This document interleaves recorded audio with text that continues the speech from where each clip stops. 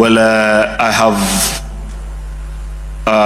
the task of first bringing the condolence on behalf of my colleagues in the Senate, who perhaps I'll just ask that they stand where they are, all of them. I have seen quite a number of senators who have joined us today, on whose behalf I'll present the condolence. Perhaps you can just say Pole from where you are. Very good. They're quite I'll quickly just go through their names to recognize them. That's Senator Sigei from Bomet, Joyce Korir from Bomet, Senator Chemitei from Baringo, Senator Hamida Kibwana, nominated. That's Senator Beatrice Ogola, nominated from Homa Bay, SG Veronica Maina, nominated, Senator Tabitha Mutinda, nominated, Andrew Okia Omtata, Senator for Busia. That's Senator Wakuabubi, yes, Connie, and there's somebody there, oh yeah, that's Esio Kenyuri, if I'm not wrong, yes, that's Senator, she's as tall as me, that's why I was struggling. That's Senator Moses Kajwang from Homa Bay, last but not least, Senator Jackson Mandago. Margaret Kamar, sorry, yes, that's Senator Margaret Kamar, and Karongo, Senator for Kiambu. Thank you so much. And our Senator for Kiambu, I believe that's it. No, I will recognize you, the powerful youth leader, later, and I'll give you the chance to come and put stone, as young people say, call it. So I'll give you the opportunity later, our senior. So I'll speak very briefly about these gallant men that lay before us here this morning. People that I have known in the course of journey of leadership, of course led by our colleague, Emurua Johanna Ng'eno, a great man from our land, a true son of the soil, that has fought long and hard to ensure that his people feel properly represented and his people gain out of his leadership.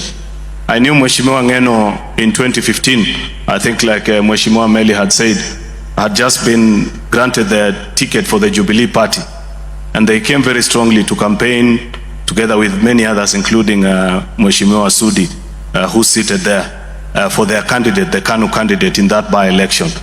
Of course, things went the way they went, and we finished that by-election. I joined them in Parliament. So when it got to 2017, I went to Emurua Dikir to revenge also, to do what politicians do to each other. And we tried our best, but we never managed to get Ng'eno out. And it was during that particular season that I met a very hardworking and diligent young man who I wheeled into church this morning in a casket, my good friend Carlos. Carlos was Carlos. Very distinguished also. Maybe many of you may not know him, may not remember him as a leader, but for those of us that have done politics in Emurua Dikir, there were days when without Carlos, you were not guaranteed of doing a political meeting in that constituency. He had a very powerful group of young men that walked around him. I don't recall the exact name they called themselves, but you could not do a political meeting without first consulting with them. And we worked with him very well during that particular campaign. When we finished, so distinguished was Carlos in his work that when we finished the campaigns of 2017 and came into office, it was actually the president himself, not any other person, that said, you know, those of you that have worked with the president, you know how he makes his decision. Say, that young man from Emurua Dikir, yeah, the tall one, I want him to be amongst the people that work in this office of the deputy president. That's how Carlos got himself employed, because of his organization skills, and he worked there for that particular period. And I have known him throughout the years, a very hardworking young person, very gifted, also in his mobilization skills, ability to speak and move with people. I last saw Carlos in December. He had come to Kericho for a function, and we spoke many things, and of course left each other. I didn't know that perhaps that will be the last time that I would see him alive. So I equally pass my condolence to his family, to his siblings, to his parents,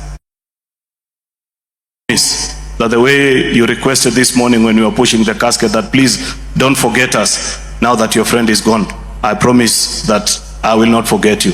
Carlos was a true brother, and we shall continue to be together with you guys. And so many other people that you've learned. Mheshimiwa Ng'eno had a unique team. I think even of Nicholas, his camera person, who taught me something without saying it.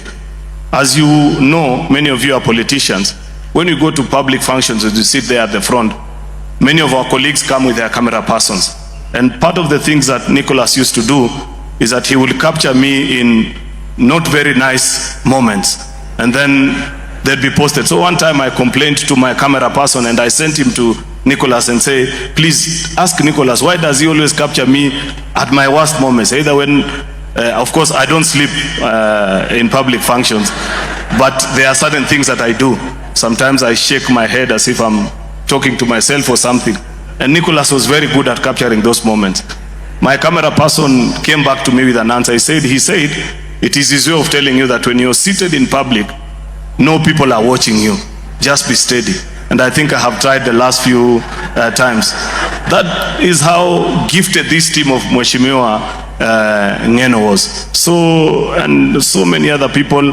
This Captain George, I flew with him on Sunday before they perished just a week later. And it was very organized. In fact, you know, people have tried to find reasons here and there what may have happened. My own assessment of Captain George, having flown with him barely a week before he perished, he was a very meticulous pilot. Very careful. We were together with the Speaker of the National Assembly, and you can attest that he was organized in the way that he took his flight. When you land, he gets out of the chopper first, shows you a way where to walk to. So much as many people are saying many things, I would still wish to believe that only God knows what may have happened. But this was also a very gifted pilot, and so many others of the team that worked with Mheshimiwa Ng'eno. So I wouldn't wish to say a lot of things, Mheshimiwa Kimani. I know time is far much spent, but I celebrate this Mheshimiwa Ng'eno. I had told you that in 2017, we went and tried to outsit him. We didn't succeed, but as fate will have it, 2018 we came to Parliament, mended fences quickly as politicians do. That's why I want to advise those of you that are not politicians like us, never carry a grudge on behalf of us. Politicians have that thing of doing, which young people say, they shower and go back to the market quickly. They make friends and enemies in quick succession.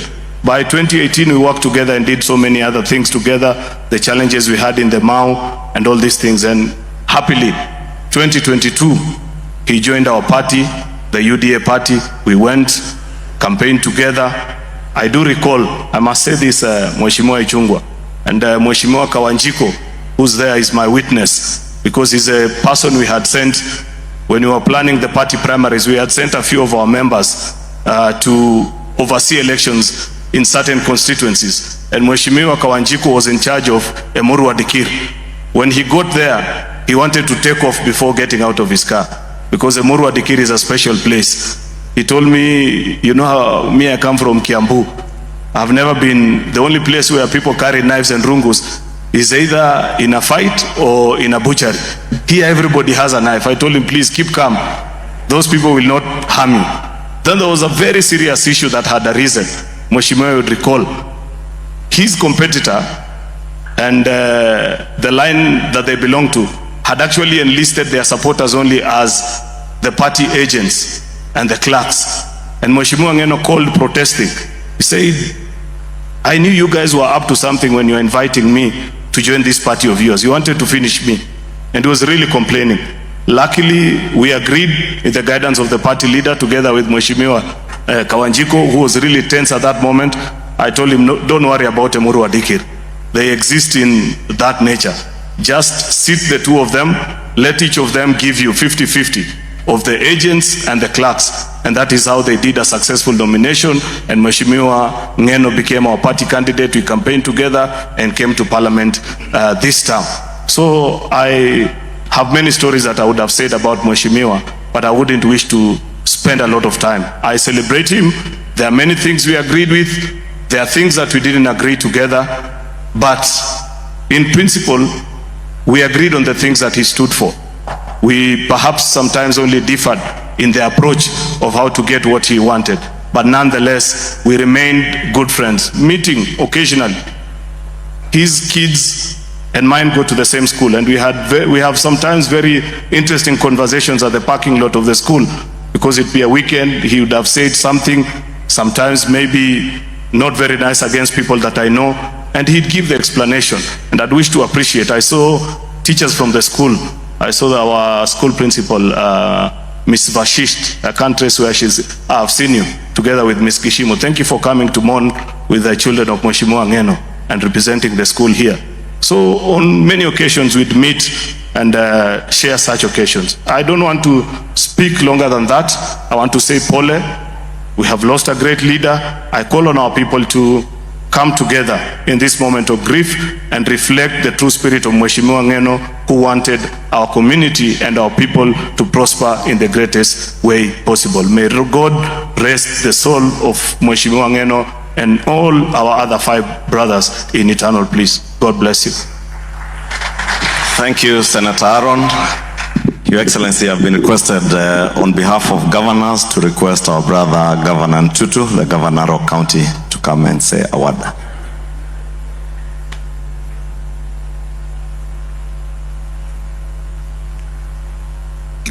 Thank you very much, Majority Leader. His Excellency, the Deputy President of the Republic of Kenya, Professor Kithuki Kindiriki, other speakers of both Parliament, the Senate, and the National Assembly. The CSS were here, the PSS were here, Bishop Langat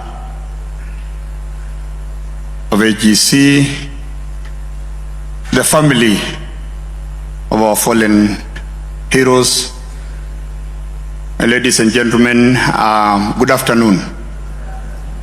Bwana Yesu asifiwe. Hebu mnisalamie tu pale huko. Hebu just greet me. First and foremost, allow me to take this opportunity on behalf of the people of Narok to convey my sincere condolences to the families who have lost their loved ones. For me, this is the saddest day of my life. I've lost a son-in-law who is married to my daughter, Anna Yanoi. I've also lost one of my employee, Rono, who is my protocol officer. All these young men who are laying here from my county. Even the pilot, in several occasions he has been in my county, so I know him very well. And when I received their sad news that there's a chopper that have an accident in Nandi, I decided to travel all the way to where the incident happened. And I must say that that was the lowest time of my life, because Johanna Ng'eno was one of my political pillars. And all these people are my friends in one way or another. Let me say polly to the families. I want to thank the following people. One, the people of Nandi and the people of Uasin Gishu. They were there with us when all this happened. And I want to thank the Honorable Speaker of the National Assembly, my good brother Moses Wetangula, because immediately you formed the committee that really helped us from Uasin Gishu to Nairobi. And even, I think, Honorable Meli forgot to say that we have been with them together from the word go. And I want to say this for the people of Kenya, that we have lost a man who has done so much to his people. And for me, because we entered the 11th Parliament together with a number of members of Parliament who are here, I just want to say that death is very cruel. And say pole to all of you who have known Johanna Ng'eno. That morning, he called me to tell me that he's going to travel to Nandi, but late in the afternoon, if I can join him to issue bursaries, checks to the needy students in Kapsasian ward. But I told him that I'm very far, a place called Majimoto Narosora, and that is very far. Then he, as normal, Mheshimiwa Johanna Ng'eno laughed. He says, you know, he just went nuts laughing, and then he told me that, Governor, I have a chopper, I can pick you, and then, you know, you can join me later. Little did I know that that was the last day that I'm going to talk to my friend and a son-in-law. Maybe before I finish, because I have a few announcements, allow me to recognize the following people. The county government of Narok MCAs, members of the county assembly, please stand. I saw the speaker with us. Kindly just stand where you are. Kindly just wave, just wave. These are people who I have worked with, I'm working with. Also, all the employees of the county government of Narok, kindly just stand up. And if there is employees of Nairobi County, kindly just stand up to be seen, please. Thank you. You may be seated. Number 3, the people I want to recognize, a majority leader, because, you know, we are only 3 of us, the governors. You know, we are leading other, you know, we have 48 nations. So I want to ask that we give the governor of Nairobi, my brother Johnson Sakaja, to come here, because he was also one of those people we entered parliament together in 2013, but also hii kijiji ni yake, so akuje atusalamie na pia aseme neno moja, alafu pia my good brother from Kericho, Mutai, come over here just so that we can finish our program quickly. Majority leader, just relax. These are His Excellencies, and yeah, thank you.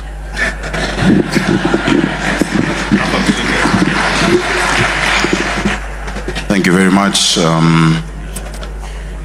The family of our friends and brothers whom we have lost, the leadership of this church, Reverend Daktari Langat, the leadership of the Nairobi Baptist, or rather the Baptist Church, Reverend Ngonga, and government leadership, all protocols observed. Allow me, on behalf of the people of Nairobi, where I think we all live, to say pole. Poleni sana. This has been a very touching moment. I only knew 2 of those we've lost, Captain Were and of course my brother Mheshimiwa Ng'eno. Those are the only 2 I knew personally. I met Mheshimiwa Ng'eno in 2013 when I joined Parliament. As a young member of Parliament, I was 28. He was my age now, he was 41. And we spent a lot of time together at a special place in that house. And in as much as we were both freshers, he was like a big brother and would give me a lot of good stories. Incidentally, we also spent a lot of time with his father-in-law, who I have not seen today. And we were good friends.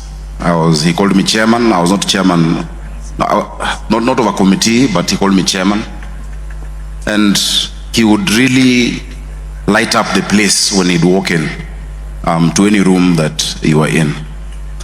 The leadership that is here, led by our Deputy President, we have seen so many young families that are here. So young, so much hope that is stuffed out, that is lost. But I'm glad the clerk said all hope is not lost. Please put us together to see what we can do. Let's not leave it all to the president. There are things that we can do, governors, colleagues, speaker, so that we can stand with them right now as they move along. I am willing to do my part for any of the families. Emily, Mom, I know you have children out of the country in college, and I know what you're looking at, and we will be there for you. Allow me just to say this as I conclude. Two things. One thing that we did well together with Murkomen Ng'eno, and I must acknowledge the members of parliament who are here, was the fight for the creative economy and artists. It didn't start recently. It started back in the 11th parliament when we first started negotiating the revenue sharing on Skiza tunes, and later, led by Governor Gladys, were able to get that share changed when she was chair of finance.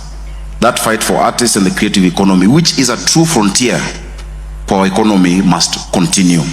And it's sad that he lost his life in that fight. The second thing I must say, because Nairobians are the biggest beneficiaries of the housing program. We have more than 100,000 units ongoing. I want to thank you, the Committee of Housing, led by our chairman. Thank you, because you did not listen to the naysayers. You did not listen to comments online, but you thought about that woman who has never had a toilet in her house. You thought about that child who has never known a place with any other room with no sanitation. And because of them, on their behalf, I want to thank you. On behalf of all of those who have given, I've gotten dignity restored, I've gotten hope restored. That man who felt ashamed that he shares a room with his children, or that askari who is not sure that his children are safe when he goes on night shift. Many people don't understand the indignity, the squalor that people live in.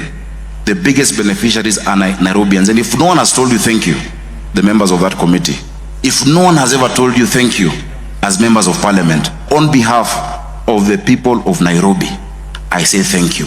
And if you ask me, where is Johanna Ng'eno's statue? It is in the towers of Mukuru, it is in the blocks of Kibra, it is in the flats in Madari. That is his monument, and that shall forever remain a tribute to him. So may God rest their souls in peace. Thank you so much. And the speakers, of course, we have told the president thank you, but I don't know if the members have been told that, because they've been vilified. They were hated on, walitukanwa, wakaambiwa, wakapigwa makejeli, lakini kuna watu wa Nairobi wengi na Kenya mzima wanawashukuru kwa hayo. Kwa hiyo mengi, count on us to stand with you as colleagues and as brothers in this journey. Deputy President, please, you will lead us on what we can do for them. God bless you all. Thank you.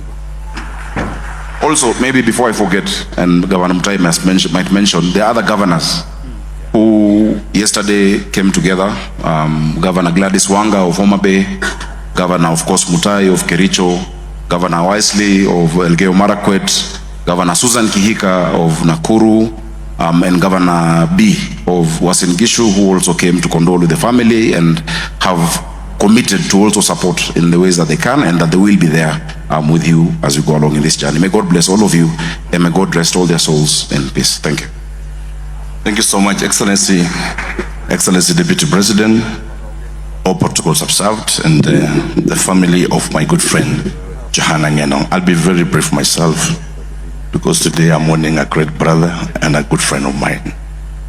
This man that is lying in this casket was more than a brother. We shared so many things together. Even a week before his death, we shared so many. To the family, we're still very young and beloved. As a friend of Johanna, we pray that God will give you strength. That in the multitude of the great things he did, not only for our community, the Kalenjin, but the whole nation, may God give you comfort. Secondly, I'll just mention this majority leader. I know his time is over. One of the memorable things I have of Johanna, when we came up with the concept of the Kalenjin Music Festival, we were doing in my boardroom. It was around 1 a.m. in the morning, together with all these friends of ours who are laying down, who were constant visitors in my house. The idea was that we said, how can we bring the whole nation together at that time? And how can we advance the agenda not only of the community but of the president? And that's how we created this concept right in the boardroom of my house with these men. Then the problem came up. There was no money. So we looked into Aja, where can we get the resources? So I tell this guy, I have this, but Chok has this. Let us look out for this man to bring in also some few coins. And that's how the first festival happened at Kapkatet. Of course, it is in all knowledge that the question of kingpin arose also at that time. And when it came about, as Aaron had said, there are always political formations and all that. In essence, I became the first casualty of Ng'eno's association with me. And the first casualty was my impeachment for being a friend to him. And this man sat with me throughout the night, and we worked together. And just to say this in essence, because we'll have time to discuss this at home, is that this man loved people, he stood with everyone, and he had an open heart, who was forgiving, and a man who has a vision. Lastly, Tutu, and allow me to say this because I'm a governor from that region. There are certain things that this man fought for. Number one, issues of land are very emotive within those areas he comes from, and Meli had said rightly. There are still unresolved issues that this man fought for. In the confines of our spaces, he discussed passionately, and we cried. When he, on Angata Barigoi, he cried for the Mao fictis. Equally, join hands together as we discuss the land injustices in Kericho tea estates. Out of this, because I know my good friend is clapping here, I just want to say that may God rest the soul of Johanna Ng'eno in eternal peace, together with his friends, and may God give the family comfort at this difficult time. As you say thank you, I just want to request that we stand with this family and support them, because they are still pretty young. And Wasiri Murkomen, there are certain things that I'll reach out to you, which are quite personal, that we share with him, and we will see together how we can go about it. Asante sana, and may God bless all of you. Your Excellency, I just allow me to say one more thing or two more things. One, we also have in our midst the former governor of Narok County. Kindly, my brother Samuel Oletunai, just stand up. Mpigie makofi tafadhali. Number two, Your Excellency, I have also the Ntutu families are here, led by my wife, the First Lady, and if I don't introduce her, I don't know whether I'll be at home today. So kindly, ebu musimame tu kidogo, and the mother of Naya. Asanteni sana. Thank you so much. Last but not least, this is a request, Your Excellency, that our brother Kipkoech Keter Robert, known as Carlos, was employed by the TSC just 3 weeks ago, and he lost his life.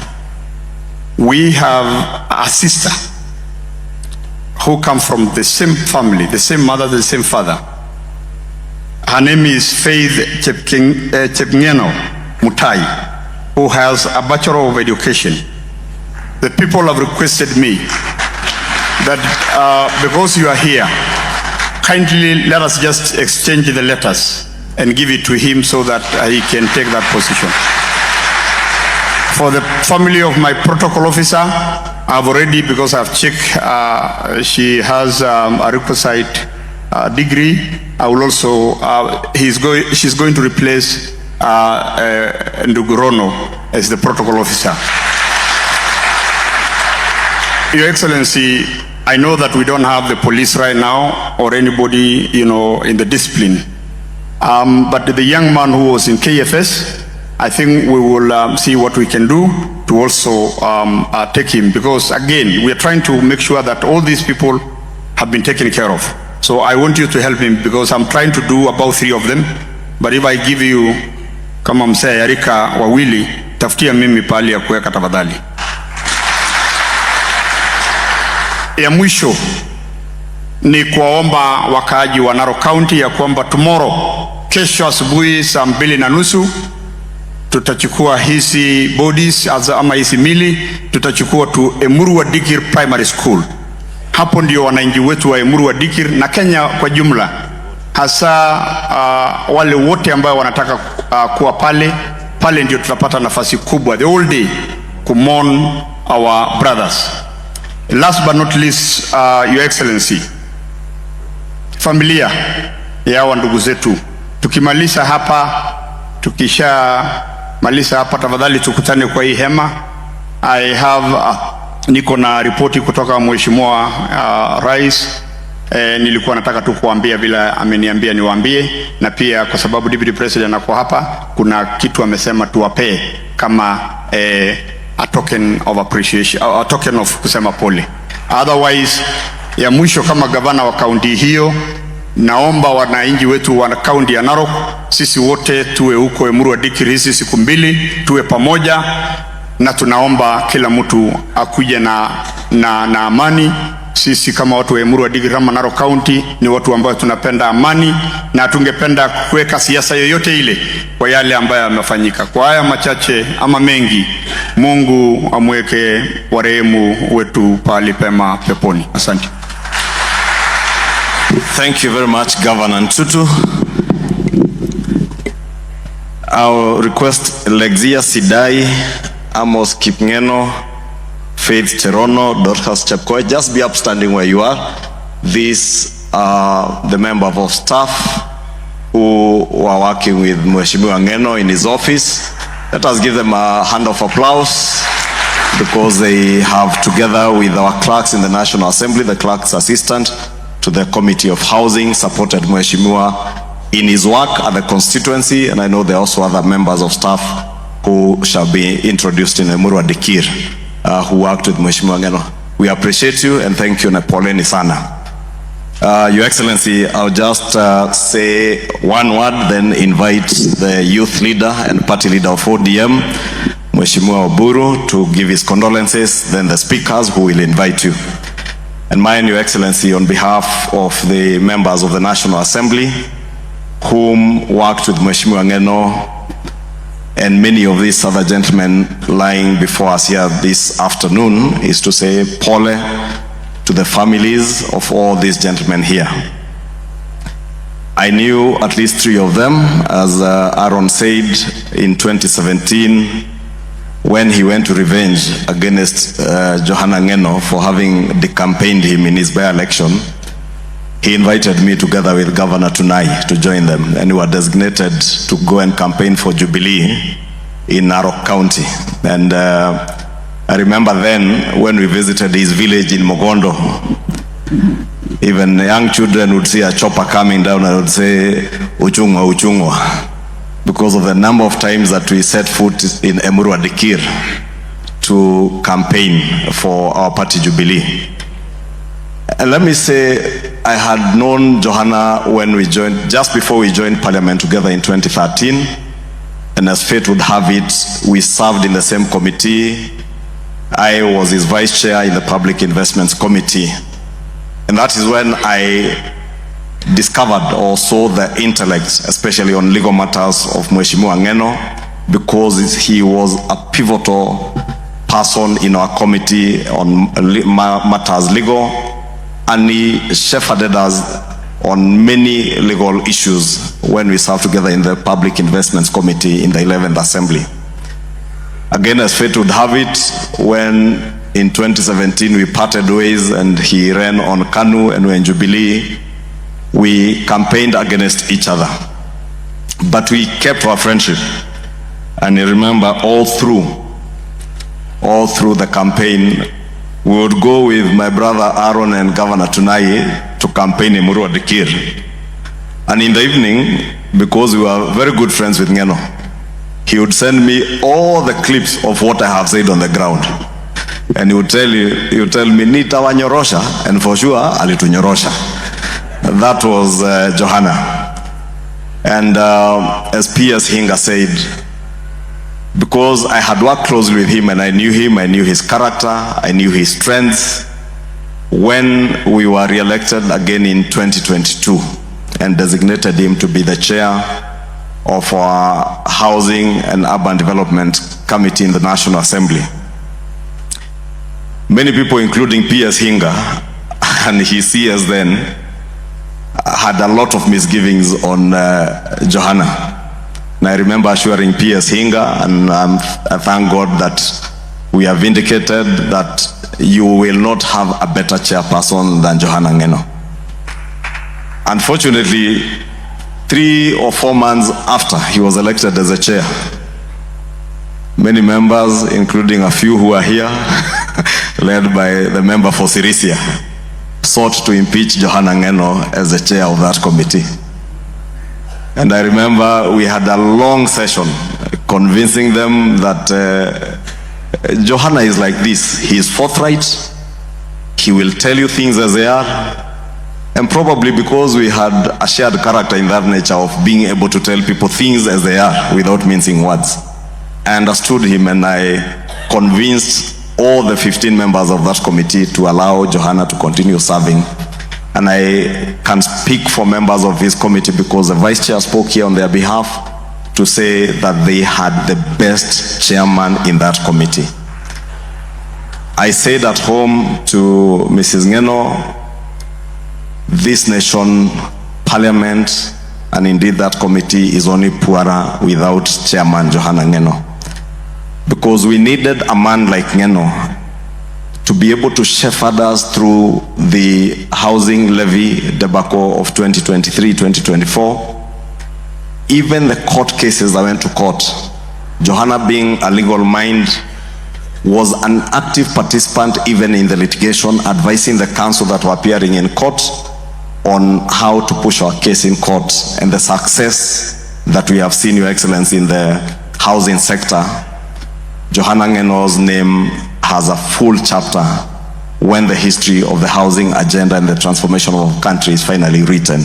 Johanna Ng'eno and this committee have a full chapter in the amount of work they input.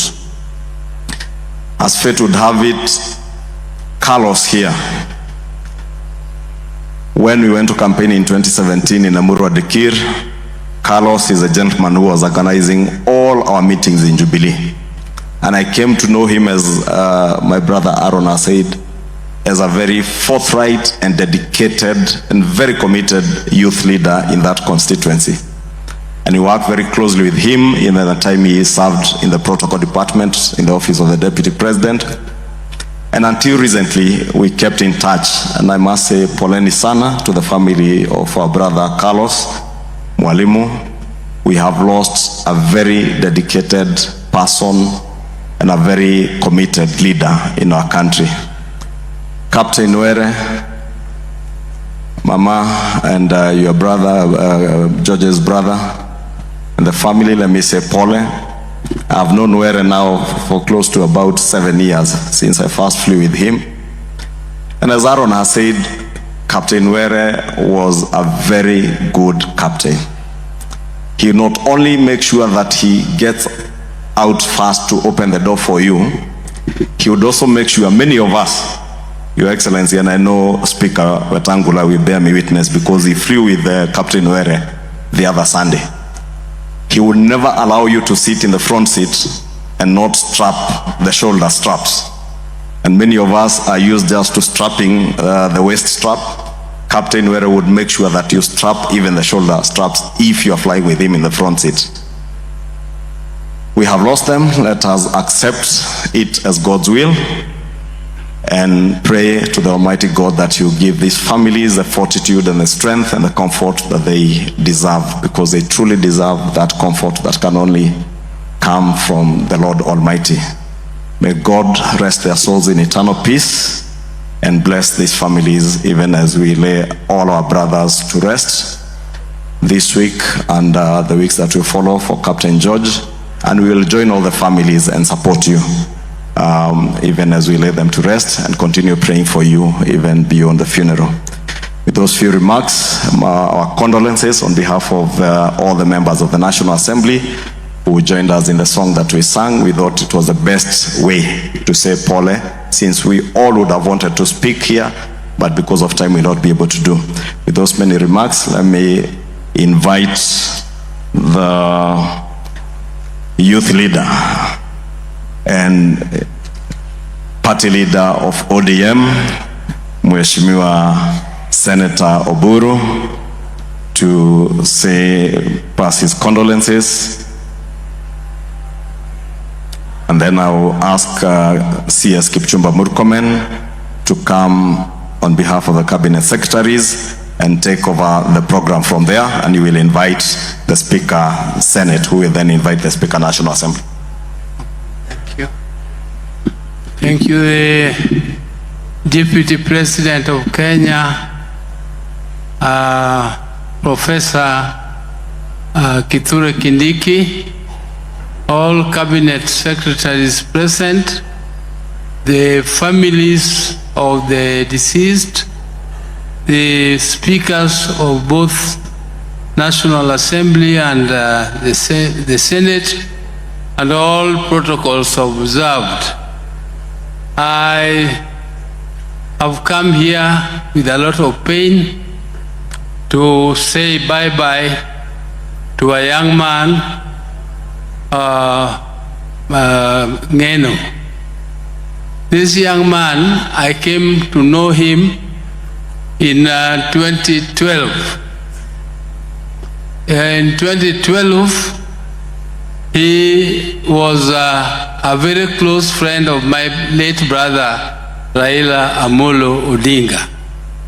And I met him in Raila's office, and he was very passionate to be with us in our party, ODM.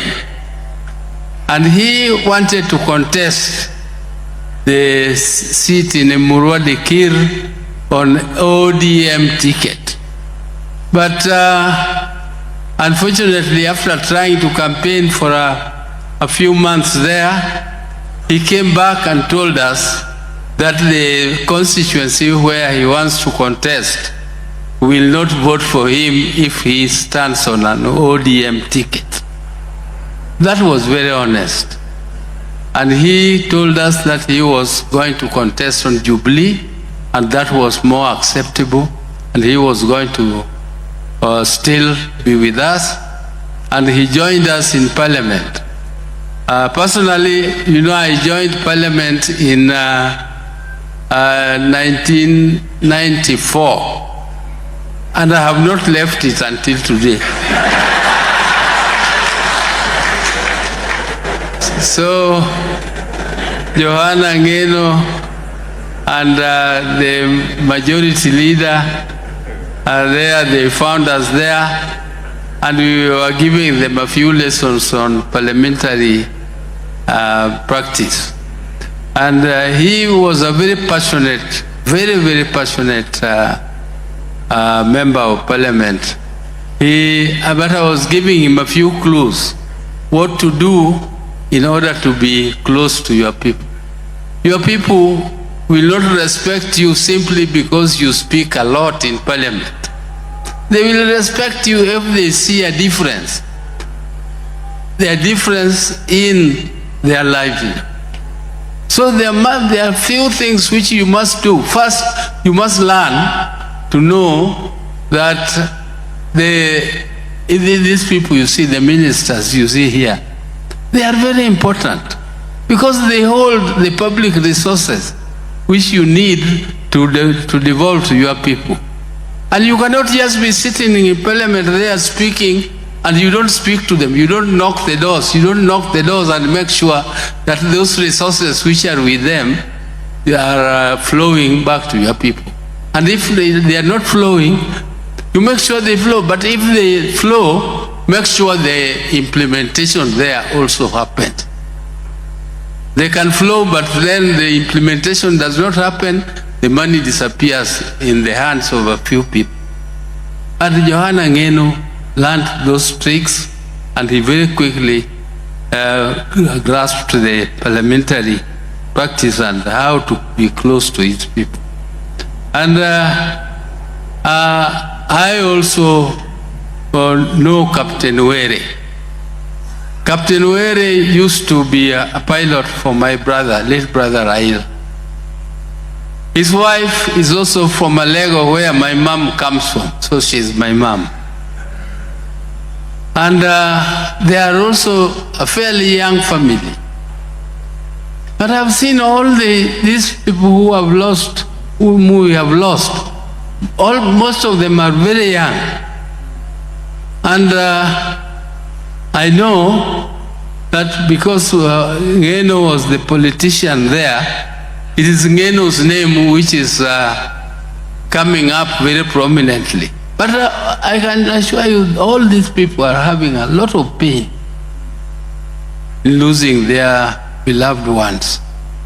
But the one of Ng'eno, I know politicians are going to now start talking about some ill motive, or there is some motive behind his death. The politicians who have very little agenda, they always want to read some malice in the death of a politician, any politician who died. But a politician is also a human being like all human beings. You can have an accident, you can die, and just a normal accident like everybody else. Please don't read malice in the death of our brother Ng'eno. He has died like everybody else can die, and we want to the Almighty God to put their souls in eternal peace, all of them. And I want to finish there by bringing the condolences of my family, the ODM fraternity, and the people I represent of Siaya, as Senator of Siaya. So I thank you very much. Asante. Thank you, Senator Oburu. Mrs. Ng'eno, I told you at home on Monday that in the first term of parliament, a number of us were harassing Johanna because he was then a senior bachelor to get married. The person who led in that harassment was Senator Oburu, because we served with Senator Oburu and Johanna in the Public Investments Committee. And every time we'd go for a retreat to Mombasa for report writing, Senator Oburu would have his younger family, his younger wife, and he would tell Johanna, wewe kijana yangu, unaona mimi nimekuja na mimi ni two-star general, fanya bidii. So Senator Oburu, thank you for the pressure you helped us to put on Johanna, because eventually, as you have said, read in 2018, he tied the knot with the love of his life. Na Ntutu here. I want to invite Senator and Cabinet Secretary Murkomen to introduce the CSs here present, give your brief condolences, then you will invite for us the Speaker of the Senate.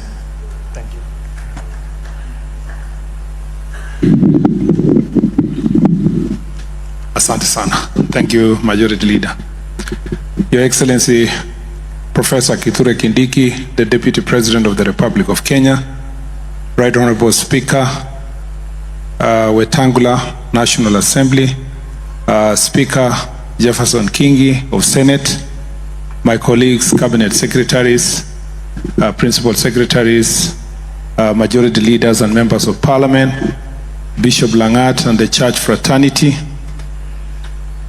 the families of our friends, that is Nick, Amos, Captain Were, the families of Wycliffe and my friend Carlos, and the family of our friend and brother Johanna Ng'eno.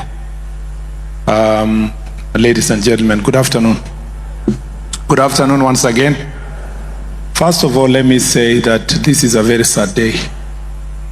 To have 6 lives in a church like this, this is very painful. And I'd like to send my personal condolences to the families.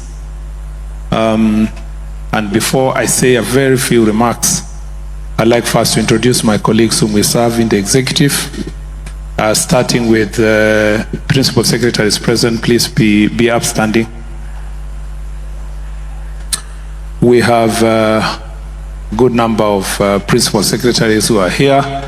We have the PS Arumonyang Public Works, PS Aurelia Office of the PCS, PS Rono Agriculture, PS Mbunya Public Service, PS Finance Chris Kipto, PS Environment Engineer Ng'eno, PS Internal Security Raymond Omolo, PS Education Professor Bitok, PS Lands again he has been introduced to Korir.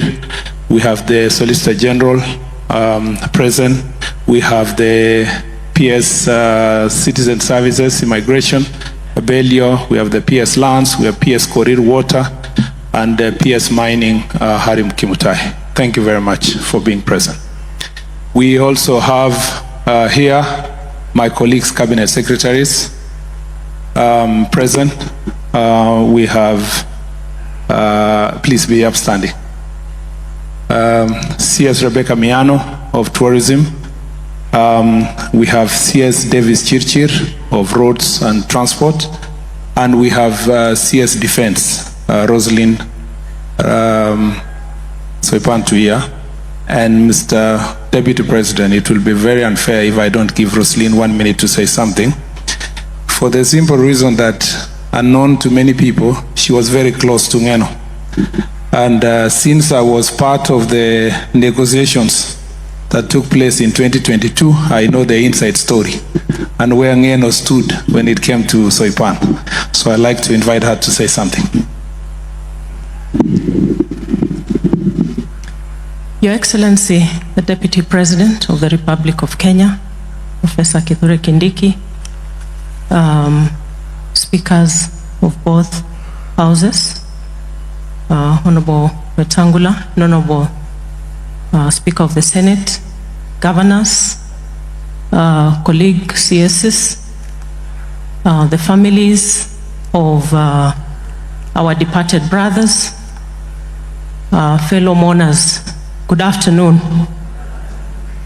I would like to, on my own personal behalf, on behalf of my family, and on behalf of the Ministry of Defense, I would like to pass my very sincere condolences to the families, friends, relatives, and many Kenyans who are mourning today for the loss of our brothers, Wycliffe, Carlos, Honorable Ng'eno, Lieutenant Colonel Retired Were, Amos, and Nicholas. I will not be long because of time, but just to say that Narok County is in mourning for the loss of all these very dear brothers, as well as the military fraternity because of retired Lieutenant Colonel Were. And as Waziri says, I would like to say something very brief about our brother Johanna Ng'eno. Although I am very well known to all these other young men from Narok County, as well as Captain Were. I have flown with him a few times. We have lost a great leader in Honorable Ng'eno. And to me, he's a friend, he's a colleague, and a brother in so many ways. And unknown to many, maybe many people just know the abrasive side of our brother Ng'eno, but he's a very amiable human being. and a serious family person. I don't know if Naya knows, but I have messages of him inviting me to your baby showers. Unfortunately, he always caught me out of town. And I know he moved around with you, even on parliamentary trips, and, you know, I know how a family person he is. And in his politics, we got elected into parliament in 2013. And for those who know how unceremoniously I got into politics, Johanna Ng'eno played a big role. I think he used to sympathize with this tiny young girl, and he used to pull a lot of big crowds.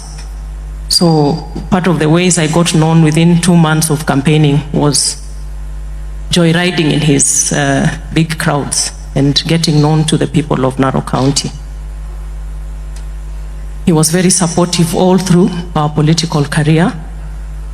And even on days when sometimes he would declare people persona non grata in Emurua Dikir, as I know the leaders of majority did not say much of the 2022 campaigns.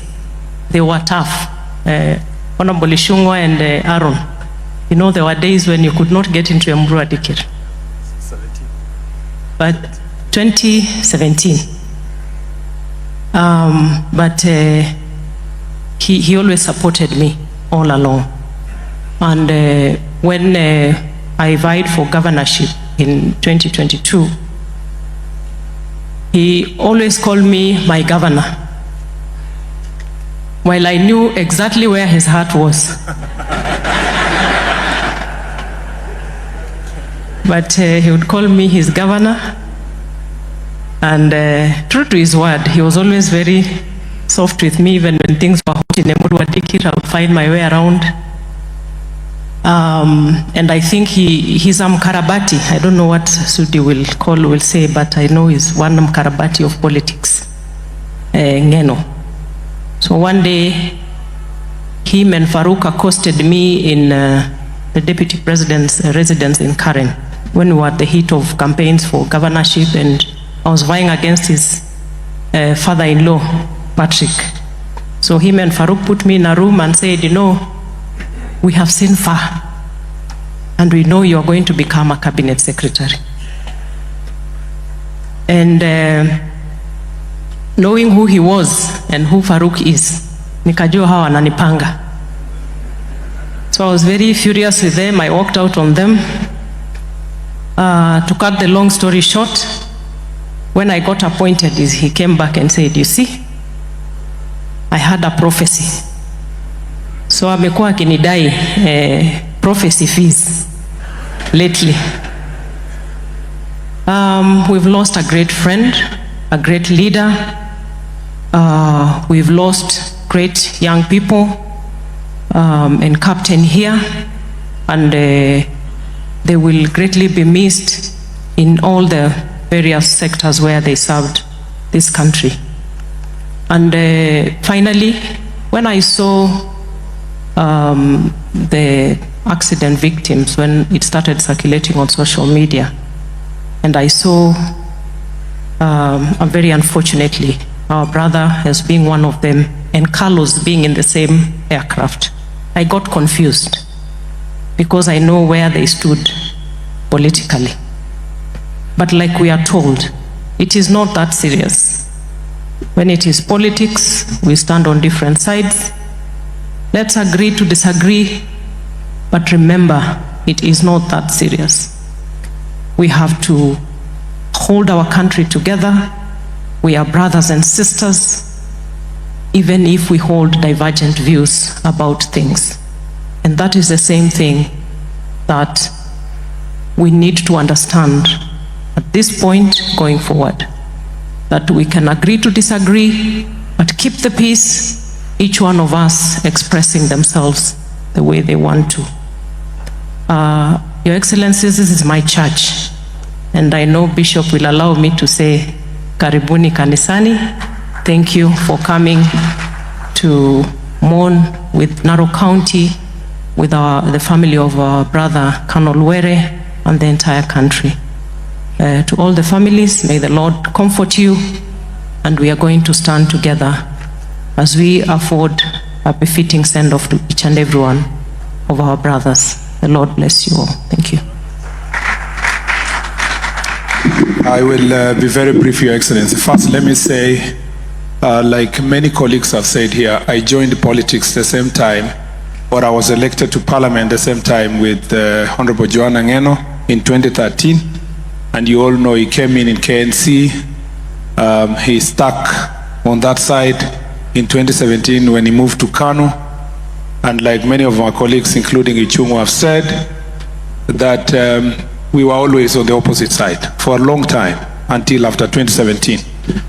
How I became a friend to Carlos was actually because we were campaigning against Ng'eno. And in that campaign, what was extremely interesting is that we would go there and say, tupige kura Jubilee, we do what we needed to do. When we came back to Nairobi, he never took offense. Ng'eno never took any offense. He used to say, you people don't know those people. Those are my people. I have come from very far. I actually used to say I created a constituency and that nothing will change. He kept a very good spirit as a politician, a person who is able to fight during the day and negotiate at night. He knew when to compete with colleagues and when to negotiate with them. And we had later a very good relationship that grew over time. The more I stayed close to Ng'eno, I felt like he was a very underrated leader, extremely underrated. In fact, for a person who went to Maseno School and did his first degree out of the country in Kiev, and then had a second degree here with another master's degree, he was the kind of person that I think all of us assumed, because of his style of politics and the way he mingled with the people in Emurua Dikir, and the way he never threw the card of his academic achievements all over, we actually underrated his intellect and his capabilities. It's until you sit down with him and engage him that you realize that he had a certain depth in terms of intellect, knowledge, and appreciation of issues. Number two, I don't know if there is something like that, Bishop will tell me. Ng'eno was quietly and deeply a religious man. And that is another contradiction. For some of us who went to Sunday school and grew up in pastors' families, it used to fascinate me how in his public speeches he had the capabilities to speak about verses in the Bible often and relate it with his political journey. And he really used to quote those deep verses, and the interpretations would indicate a person who had an appreciation of theology, an appreciation of the Bible and Christianity. No wonder every of his example he used to give was always about heaven, a new land. I think it's because also of the challenges he used to face in Narok, Transmara, Emurua Dikir. On the challenges he went through, it was always, figuratively, he always used to tell his people there is a better land to go to. His favorite song was Kalenjin hymn songs 100. And I've heard him sing many times. Mieme ne kararan misi ne kikere amuka yanet si koschobwe korona tabara kipsengwe tungi boy. You want to pretend there are no Kalenjins here? Kere yeti kimni tunki boy tu yeki kere Jesu. So somehow there was a depth of faith in him that was underrated, and I think he was quietly in communion with God in his life, unlike some of us who publicly professed. Ng'eno, a very interesting issue that has maybe had not been captured here, or people fear to say it. He was actually something unique there that was called Kingpin, that everybody So there was this joke all the time. You meet him and he says, you know, I'm the kingpin. And then, so I used to tell him, but who are you competing with? That is an opposed. He once had to explain himself when politics became too much. So he said, they are in the skies, there is a sun, that is President William Ruto. There is a moon, which is his deputy, and there are other bigger stars. So he used to tell us that he's a firefly. Is it a firefly? That his kingship is a firefly. Kimengwet. So he used to say he glows at night. He's one of those fireflies. And as we think about it, and it was really very interesting, when we think about it, it reminds me the sermon of Martin Luther King Jr. when he preached about Mark chapter 10:35, about the drum major instincts. And he said that, you know, in us, when James and John asked Jesus that they would like to be put on the left side and the right side in their kingdom, it was Jesus who told them that yes, that is fine, but it has to come through sacrifice. It takes sacrifice and servant leadership to be in my right side or left side. And I think as Johanna said he was a firefly, I think he was right. He was a firefly of justice. He fought for the justice of his people. He fought for land justice. He was a firefly when it came to music. An artist. He really did a lot to raise the stature of the musicians in this country. He was a firefly when he became in his leadership in the committee of housing. He did a fantastic job, as everybody has realized here, has spoken about it here. And therefore, in commemoration of his great job, I want to say that let us go out there and be the fireflies, the servant leadership, be the kingpins and queenpins in your corner to make a difference in every opportunity you are given to make a difference in this nation. Mr. Speaker, DP, I needed to say Carlos is also my friend, a very good friend of mine. The book writes that this book is written that Carlos graduated in 2015. He went from first year 2010 and graduated in 2015. It is not true. He did not graduate in 2015. Carlos went to university in 2010, and in 2015 he left college. But he could not graduate because he had a fee of about $500,000. So in 2023, on 2nd of October, he came to my office and told me, I want to graduate. And I told him, okay, I'll see what to do. Luckily, we facilitated his graduation. On 20th of December, he sent me a picture having graduated with his mother. And he was very happy in appreciation. This man was a very good friend. He was a hardworking person. And I want to say that Carlos, one of the reasons why Carlos did not get a job early, he had told us that he would not want to be a teacher early because he thought he was focusing on his political career. And Were also was very close to me, and I know the family know that. We have gone home, he has come to my place. And I must say that on behalf of all of us who are in the executive, we want to pray for these families. We will support you. His Excellency the President had directed our ministry to do some work on his behalf, and we have done so to facilitate food in the home, to facilitate the tents, and to facilitate also many other arrangements that His Excellency the President said that all those people who come there must be fed and must be appreciated for the support they continue to give their member of parliament and the families that are present with us. I wish you God's grace. May the souls of all these great gentlemen rest in eternal peace. It is now my greatest pleasure and duty to invite my speaker, who was my speaker for a few months before I left Senate, Speaker Amason Jeffers Kingi.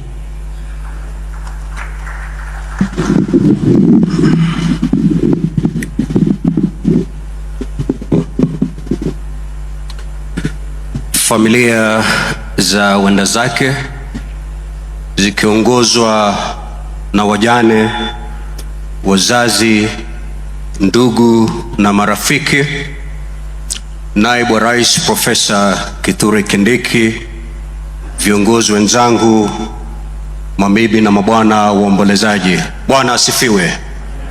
Bwana asifiwe tena. Kwa niaba yangu binafsi na kwa niaba ya familia yangu na kwa niaba ya bunge la Senate, ningependa kupeana risala za rambirambi kwa huzuni kwa familia za ndugu zetu ambao walituacha. Kifo ni kifo, lakini kifo cha ghafla kina uchungu mkubwa, na bila shaka uchungu huu ndiyo familia hizi 6 zinasikia kwa sasa. Letu ni kumwombea Mwenyezi Mungu awapatie faraja na bega la kuegemea wakati huu mgumu. Tunajua wazi katika eneo bunge ambalo Mheshimiwa Johanna alikuwa akiwakilisha, wingu la majonzi limetanda mapana na marefu eneo bunge lile. Nataka niwaambie kwamba si nyinyi peke yenu ambao mnahisi uchungu ule. Sisi kama familia ya bunge pia tunahisi uchungu ule, kwa sababu mheshimiwa alikuwa pia mwanafamilia wa bunge letu. Nimesikiliza wale waliozungumza kwa niaba ya familia hizi 6, na imebainika wazi kwamba wale ambao wamelala mbele yetu hapa walikuwa wanategemewa pakubwa na familia hizi 6. Na kama wahenga wanavyotuambia ni kwamba mti mkubwa ukianguka wana wa ndege huyumba. Bila shaka familia hizi zitayumba, na ndio maana tunamwomba Mwenyezi Mungu apatie nguvu na apatie maswali, apatie majibu yale maswali ambayo mnajiuliza katika fikra zenyu.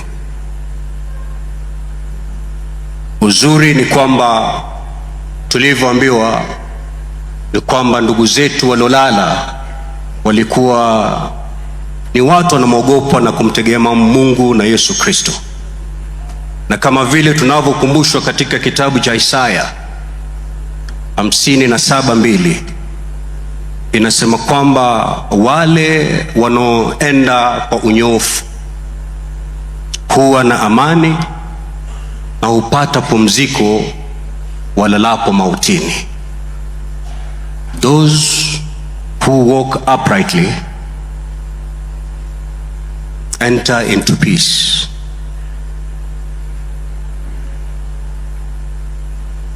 They find peace as they lie in death. Tunaombea ndugu zetu waliotuacha kwamba Mwenyezi Mungu apokee roho zao na zihifadhi pahala pema peponi. Kakangu bunge, spika wa bunge la kitaifa, karibu uje uzungumze.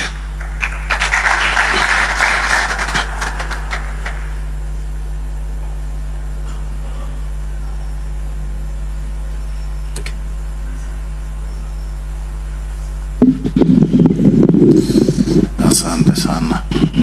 Mungu yu mwema na kila wakati.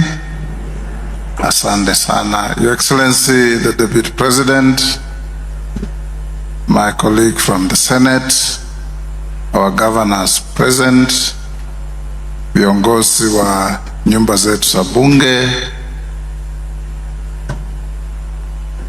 familia zilizopoteza wapendwa wao, waheshimiwa mawaziri, waheshimiwa ma-PSS, wabunge wetu na waheshimiwa wananchi. Tumekuja hapa kuomboleza kifo cha hawa mashujaa. Hawa mashujaa ni watu tunajua na ni watu tumefanya kazi na wao. Nilimjua Johanna Ng'eno in 2006 when he walked to my office in Foreign Affairs and told me he wanted to go and compete against Gideon Konchela. In 2007, they had a very bruising battle.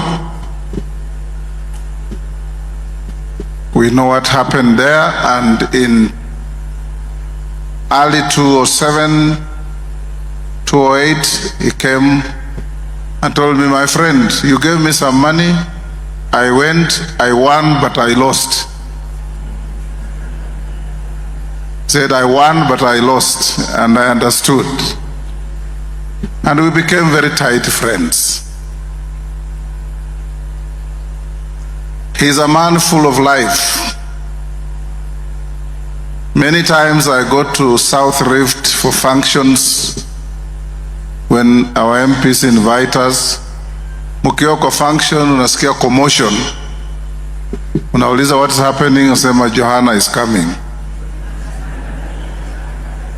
And he will arrive and change the mood of the meeting. That was Johanna. Very, very good person with a clean heart. Tulimuita siku moja kumwambia a support ndugu yangu Tunai as a candidate for senator. Tulikuwa na hawa kina Murkomen na Ichungwa na Aaron. Akatusikiza alafu akasema, you know, I respect all of you, but this one hapana. Na akaondoka akatuacha. But later he called me and said, you know, mimi nina msimamo wangu. That is him. So mama, our daughter, the Ndutu family, mama wa rafiki yetu Johanna, tunasema pole sana. Huyu ndugu yetu Were, on 22nd of last month, alinibeba mimi na Aaron Cheruiyot na Faruk Kibet kutoka Narok mpaka Kakamega, akaturudisha Nairobi. Na rafiki yetu tumetembea naye sana. Very diligent pilot. But accidents do happen. It happened. We celebrate their lives. Hawa vijana wengine wote, huyu kijana Murkomen wanaita Carlos amewahi kuja kwa ofisi yangu. Tukaongea, and he was a very focused young man. So tukiwa hapa leo, waheshimiwa, ni kuaga wa ndugu zetu. Inatukumbusha siku ile tulienda Marsabit baada ya kupoteza wabunge 6, Godana, Ngoyoni, Guracha na wengine, Sasura, Mirugi. When in a stroke of one accident, a tragedy hits the country. We pray to God that all their souls rest in eternal peace. Bishop Langat, we thank you for your homily and the good message you passed to us. Wabunge wetu wote, jana niliwapa time kwa bunge. Pole hamjaongea hapa. I know members of parliament love talking anytime you see an audience. But I gave you time 1.5 hours, and you all paid tribute to your colleagues. And we thank you for taking time to come here. Just to acknowledge you, please, all members of parliament in both houses be upstanding to be acknowledged. The National Assembly and the Senate. This is the big happy family of parliament that is now sad for losing one of us. Tunawashukuru sana.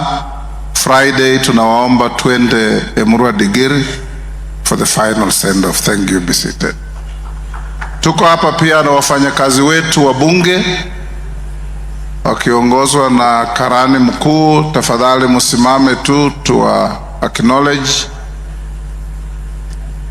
Wengi pengine wako huko nje kwa kazi, lakini clerk wetu Njoroge yuko hapo na wengine. Tunawashukuru sana kwa kuja kuwa nasi. I want to end by saying, like everybody else has said, when there is a tragedy of this nature in our country, it will be good for all of us to appreciate the will of God and not assign malice where it is not necessary. I have no doubt that Pilot Were was an astute airman and cannot have endangered his own life. This was an accident, and we hope the aviation authorities will look at the aircraft and its remains and see how corrective measures mechanically can be done in the future to avoid similar happenings. Because those of us who have flown with Captain Were, Aaron, you remember how he was navigating around clouds in the Kisii area, in Kericho, to get us to where we are going. An extremely careful pilot. And for Johanna Ng'eno and the people of Emurua Digiri, you've lost a leader. All politics are local, and he knew what local politics of his area meant. We went there to campaign many times, and you could see a man truly connected with his people. You could see a man who his people listened to, and you could see a man who his people appreciated. One time he came to see me, and I told him, you know, there's a book I read where there's a character called Johanna Mjinga. He laughed and said, mimi si ule Johanna wa kitabu, mimi ni Johanna mwerefu, na wa kitabu ni Johanna Mjinga.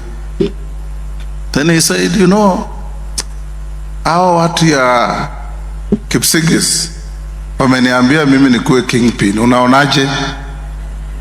Nikasema sasa hiyo enda sungumuza na Cheruiyot Aaron na wengine, wakikubali sawa.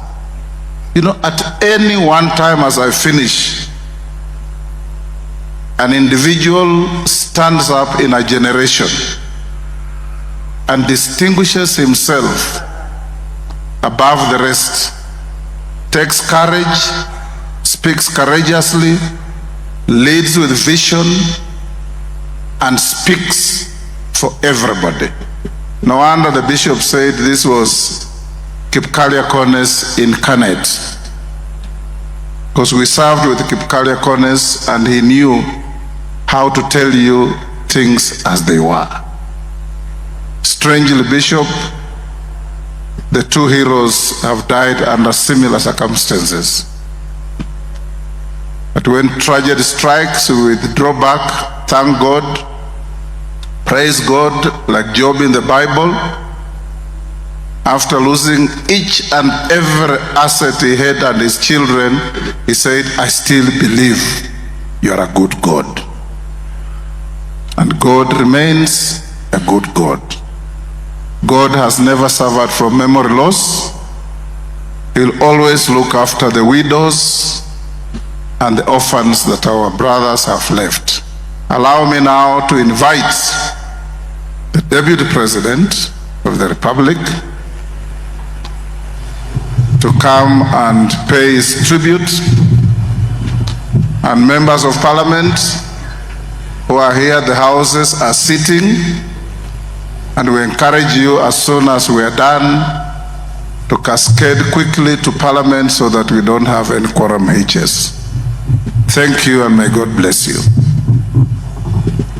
Asante Mheshimiwa Spika, naomba tuketi. God is good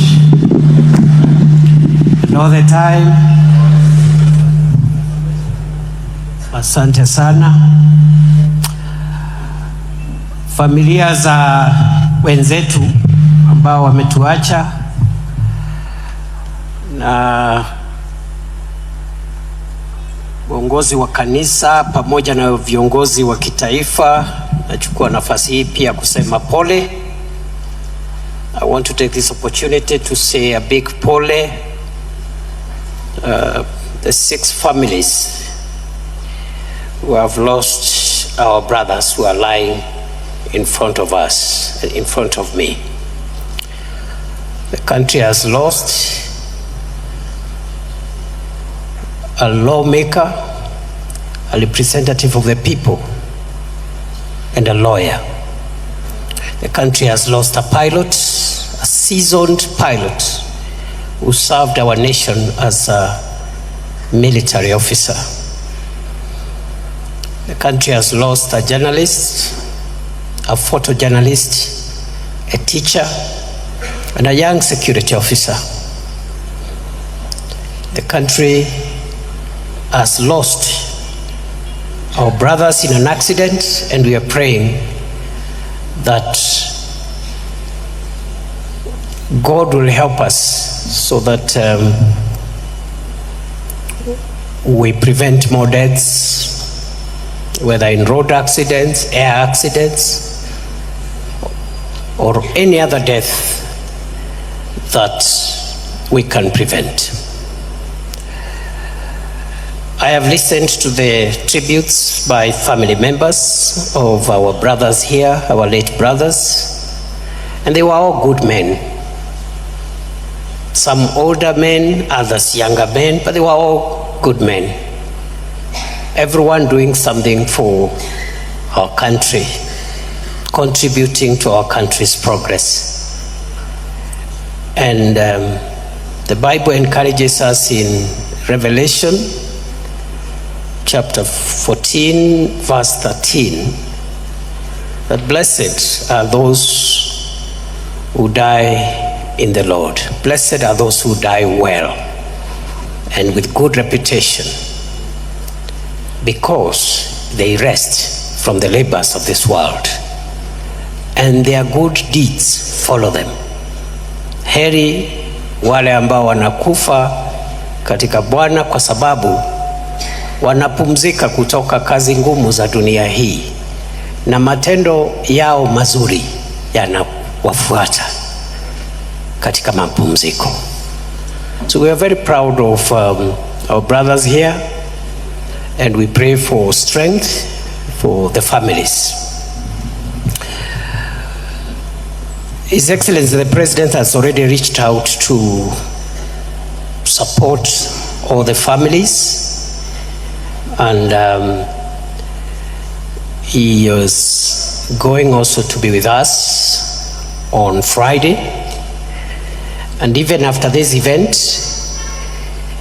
he had asked me to request Patrick, my brother Governor Tutu, there to pass the message on behalf of the President, because of another assignment I'll be doing after this service. So we are together and we support you. Second thing is to say that for all those 6 families, I have listened to the various requests for support beyond the immediate support. The request by my brother Patrick on Mwalimu, because we have another qualified person from the same family. I want to undertake on behalf of government that it is going to be done as requested. I've also discussed with my brother Governor Patrick, and we have agreed that because he's the governor from where the majority of these brothers came from. He's going to coordinate so that for each family, whatever requests that are there for each family, Governor Patrick will coordinate and then they will bring them to me. We are able as government to support all the families to make sure that we don't abandon them because of the departure of their loved ones. And I know, for example, there's a young officer who has died, who was a security officer protecting our brother Ng'eno. We'll find ways of supporting that family to get somebody else. I am told there's a widow somewhere with many children and has lost one of the sons who was the only person there. We'll see how to support that family. So Governor Patrick, we have agreed, my brother, do the job. In the next few days, bring the request and we are going to support all the 6 families. Kwa hivyo, I think we are in this place, very, very, very painful moment. And I also knew the Honorable Johanna Ng'eno quite a lot. We didn't agree in many things, but he was a very, very good friend of mine. We agreed on all the ideas and vision that he had for the people of Emurua Dikir. But we always discussed about the methodology of getting those things done. So I want to agree with those who say that many people may have underrated the intelligence, wit, and the leadership capabilities of Johanna Ng'eno. I agree fully. I have engaged him. He's a solid professional, a very visionary leader, and a person who knew how to combine strength that a leader requires to lead and the soft issues of life. How he combined his very strong character as a very strong defender of his people, sometimes very abrasive, but he would combine that with his very easy laughter. Many times when he was off duty, when he was not doing the rough politics of Emurua Dikir and Narok County. So he advised me. We did 2 events recently with him, one in Emurua Dikir, another one in Kilgoris, just a few months ago. And let me just say this one. And then he said, not just to me, but to the congregation. We were doing some event for 20 churches. And he came and he told me in front of the people, Mr. Deputy President, if you want to succeed, you must stand behind President Ruto and support him to deliver for Kenya.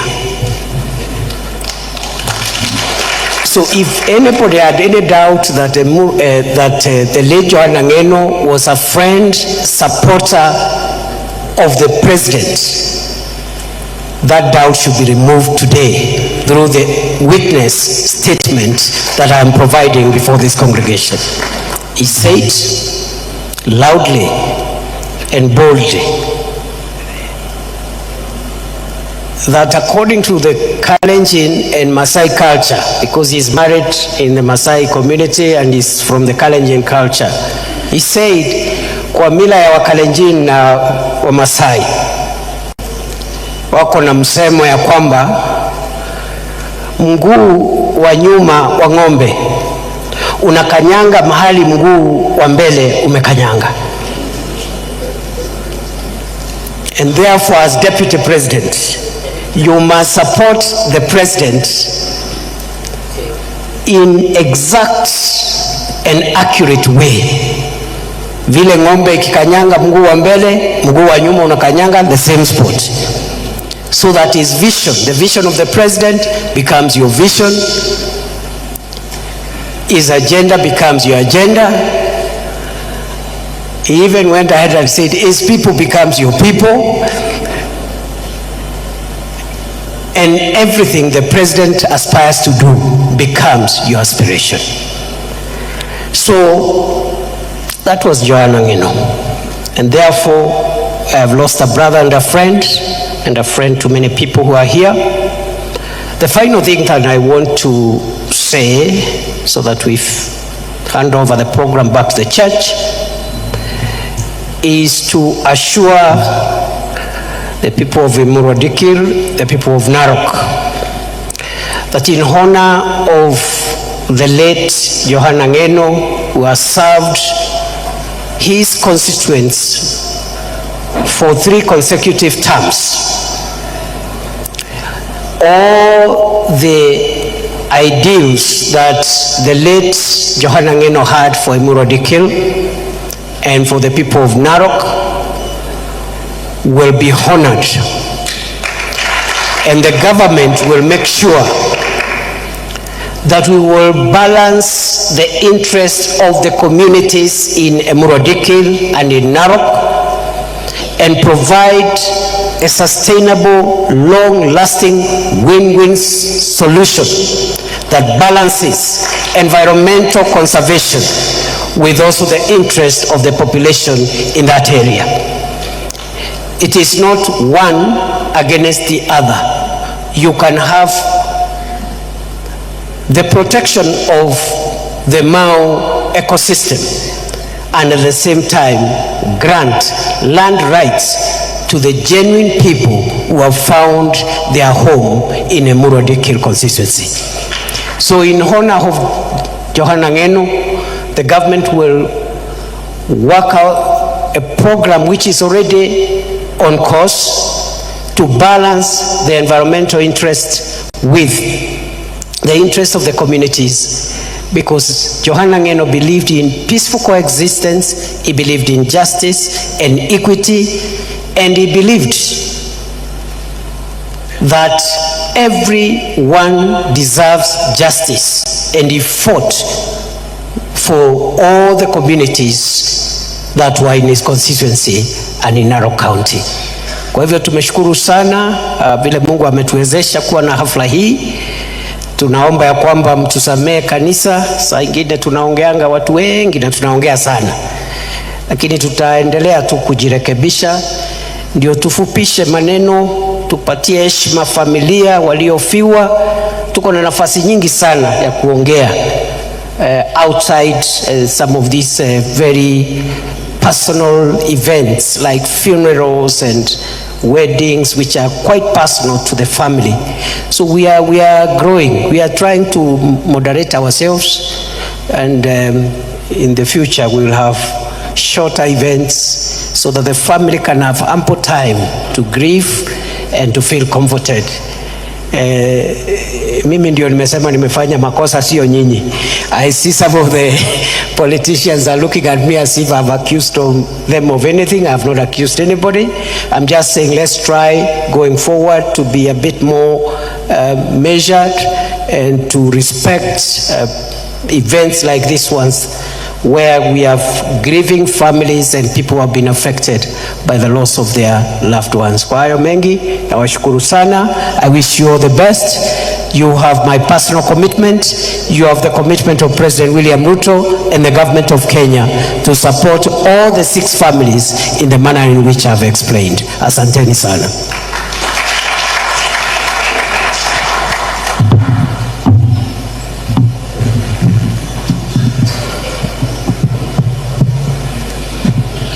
Thank you. With your courteous permission, Your Excellency, may I request that we be seated.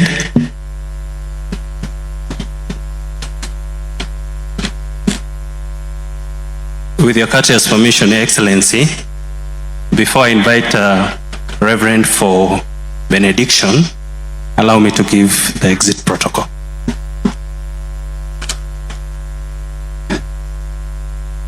Because of the interest of logistical issues, we'll allow the bodies to leave through this exit, then the leaders to exit through the main door. So I request Reverend just come.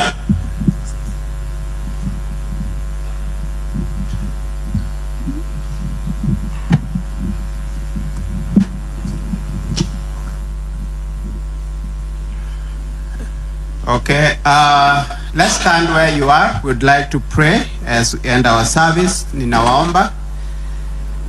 As we pray, I'm going to pray the words of Numbers chapter 6, verse 24. It says, "The Lord bless you and keep you. The Lord make his face shine on you and be gracious